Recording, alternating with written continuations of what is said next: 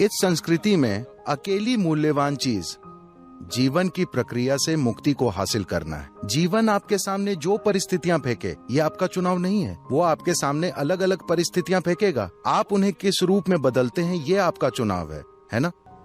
तो ये भूमि कभी भी विश्वास की प्रणालियों से नहीं जुड़ी हुई थी। ये हमेशा से खोज करने वालों की भूमि रही है। किस चीज की खोज? सत्य और मुक्ति के खोज करता।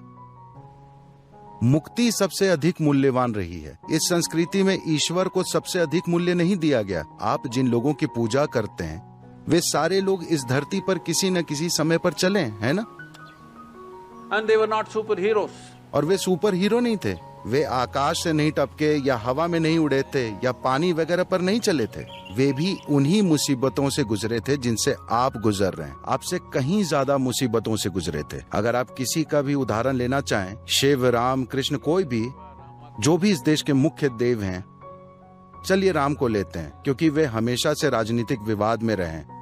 17 या 18 की उम्र में वे अपने हक से राजा बने, क्योंकि उन दिनों में पिता से पुत्र को यह हक मिलता था। वे एक युवा राजकुमारी से शादी करते हैं। थोड़े ही समय में किन्हीं राजनीतिक परिस्थितियों की वजह से उनको जंगल भेज दिया जाता है।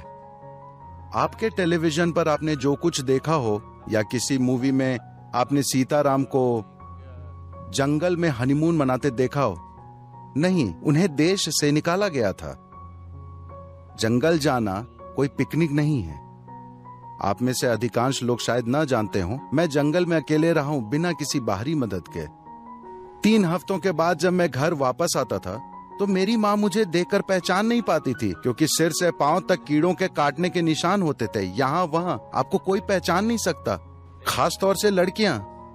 जब वे 2-3 हफ्ते के बाद आएंगी तो आप उनको नहीं पहचान सकते, क्योंकि हर चीज सूझ जाएगी। अगर आप जंगल में रहें तो आपके साथ हर तरह की चीजें होंगी। तो एक युवा पत्नी को ले जाना जो आदिवासी महिला नहीं है, एक राजकुमारी है, जंगल जाना कोई पिकनिक या हनीमून नहीं था।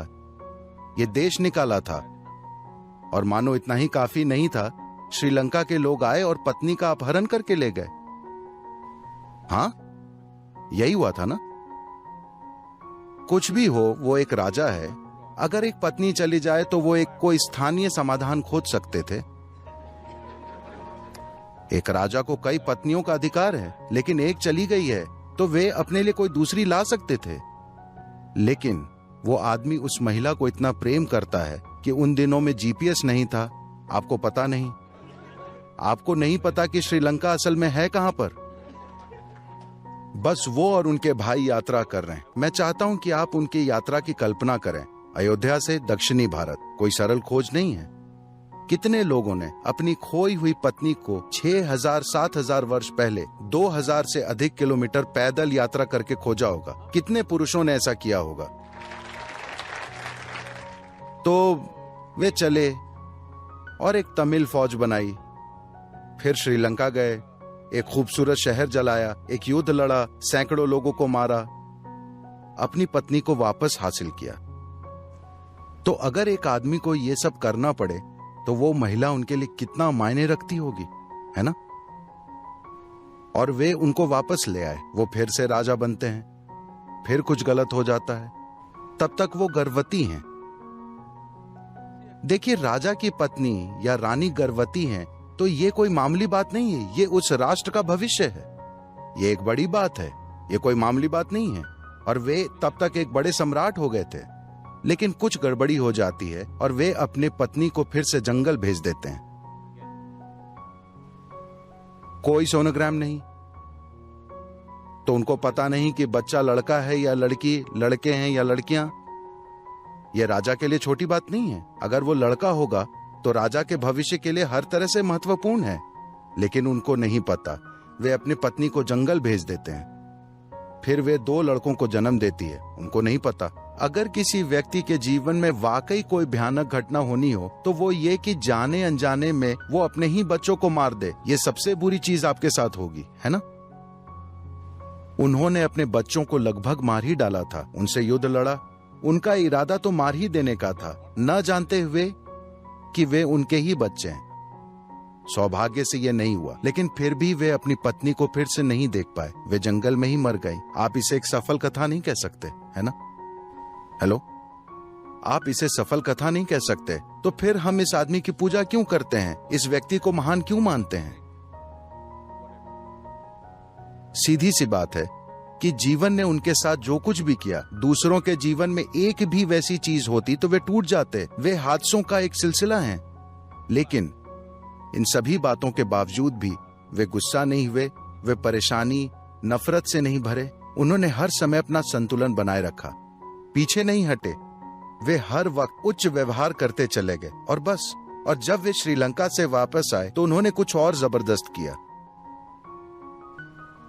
रावण को मार देने के बाद वे हिमालय में 1 बरस का प्रायश्चित करना चाहते थे।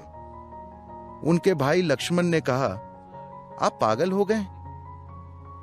आपने एक आदमी को मारा जिसे हमें मारना था, उसने आपकी पत्नी का अपहरण किया था, तो फिर आप उस इंसान के लिए प्रायश्चित क्यों करना चाहते हैं? उन्होंने कहा, देखो, उसमें 10 मूल स्वभाव थे, उसके 9 गुण मैंने मार डाले, कोई पश्चाताप नहीं।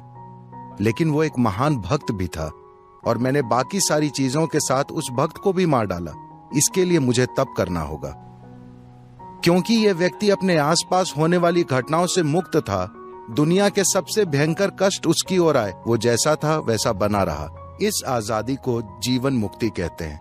यही वो आजादी है जिसके लिए हम उनके सामने नतमस्तक होते हैं, इसलिए नहीं कि वो महान हीरो थे या सफल व्यक्ति थे। तो In this culture, इस संस्कृति में अकेली मूल्यवान चीज जीवन की प्रक्रिया से मुक्ति को हासिल करना है। जीवन आपके सामने जो परिस्थितियां फेंके, ये आपका चुनाव नहीं है। वो आपके सामने अलग अलग परिस्थितियां फेंकेगा, आप उन्हें किस रूप में बदलते हैं, ये आपका चुनाव है ना?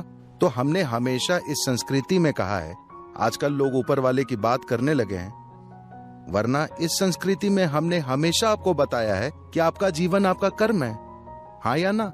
तो इसका क्या मतलब है? इसका अर्थ है आपका जीवन आपका बनाया हुआ है। ऊपर कोई बैठा आपके जीवन को मैनेज नहीं कर रहा है। देखिए, आप एक गोल ग्रह पर हैं और ये चीज घूम रही है, आप तो ये भी नहीं जानते कि कौन सा सिरा ऊपर है। हेलो, क्या आपको पता है कि इस ब्रह्मांड में कौन सा साइड ऊपर है? मैं आपसे पूछ रहा हूं, क्या कहीं पर लिखा है ये सिरा ऊपर है? तो आपको ये नहीं पता कि ऊपर कहां है, लेकिन आपको ये पता है कि ऊपर कौन है। ये गंभीर समस्या है। नहीं, ये हंसने वाली बात नहीं है, क्योंकि ये लोगों का जीवन ले रहा है। जीवन लेने का अर्थ ये नहीं है कि लोग मारे जा रहे हैं, वो भी हो रहा है, वो एक अलग मामला है। लेकिन जीवन लेने का अर्थ है कि अपना जीवन खुद बनाने की जगह आप ऊपर देखकर चल रहे हैं। हमने हमेशा कहा कि आपका जीवन आपका कर्म है, आप जो बनाते हैं वही सब कुछ है। जो कुछ आपके सामने आ रहा है वो आपके हाथ में नहीं है, लेकिन आप इसे क्या रूप देते हैं वो 100% आपके ऊपर है। तो विचार इतना सा है कि इस संस्कृति की बुनियादी प्रकृति धर्म नहीं है, ये ईश्वर विहीन देश है। आप इस बात को जान लें, ऊपर कोई एक ईश्वर कभी नहीं रहा है।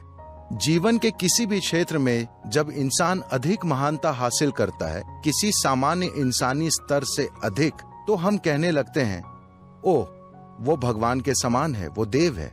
यहाँ भगवान शब्द का इस्तेमाल सबसे ऊंची हस्ती के रूप में कभी नहीं हुआ। यहाँ पर हमेशा उन लोगों की बात होती है जो आमतौर पर इंसानी क्षमता से परे महानता का प्रदर्शन करते हैं, जिनको देव कहा जाता है। इसलिए हमारे 33 करोड़ देवी देवता हैं। आपको और अधिक बनाने चाहिए, कोई समस्या नहीं है, क्योंकि ये इस पृथ्वी की अकेली ऐसी संस्कृति है जो समझती है कि भगवान हमने बनाए हैं। सभी को लगता है कि भगवान ने उन्हें बनाया है। तो यहाँ पर सिर्फ आध्यात्मिक प्रक्रिया रही है, अनेक आध्यात्मिक प्रक्रियाएं, लेकिन धर्म कभी नहीं था। हम मुकाबला करते हुए धार्मिक बन गए। जब बाहरी ताकतें आईं और बहुत सारा मुकाबला हुआ तो हम भी संगठित होने का प्रयास करने लगे। लेकिन आप इस संस्कृति को कभी संगठित नहीं कर सकते हैं, क्योंकि अगर 3 लोग हैं तो राय 5 हैं।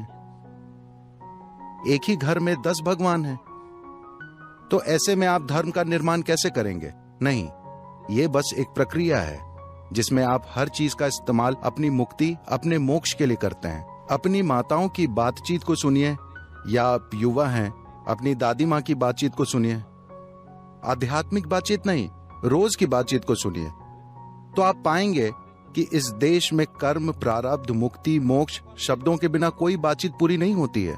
ये इस बात की लगातार याद दिलाता है कि आप जो कुछ भी कर रहे हैं, आपकी शिक्षा, परिवार, व्यापार, आध्यात्मिकता, हर चीज सिर्फ आपकी मुक्ति के लिए है। हमेशा मुक्ति ही आपका सबसे ऊंचा लक्ष्य है, स्वर्ग या भगवान नहीं।